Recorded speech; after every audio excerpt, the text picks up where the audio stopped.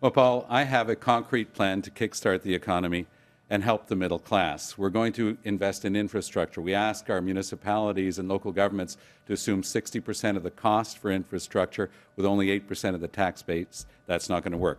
We're going to reduce small business taxes because they're responsible for creating 80% of the new jobs. We'll put our effort there instead of what Mr. Trudeau and Mr. Harper have done, giving tens of billions of tax cuts that they both agree on to our largest corporations. We're going to champion manufacturing and innovation, including green energy technologies, which will represent a $5 trillion investment over the next 15 years around the world. We're not part of it because Mr. Harper doesn't believe in a positive role for government in that.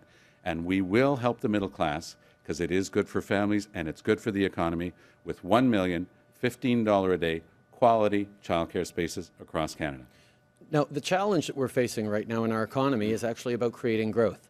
And one of the things that is so concerning with Mr. Mulcair's corporate tax hike is that it's a time in a recession where we need more growth. We need more investment. We need to create more jobs. So his plan to hike corporate taxes is simple. Pandering to the people who like to hate corporations. But we need that growth. We need that job creation. But you're right. The money does have to come from somewhere if we're going to invest and strengthen the middle class. And that's why I can't quite understand why Mr. Mulcair has ruled out doing what we're doing, which is asking the wealthiest 1% in this country to pay more tax so we can give a big tax break to the middle class.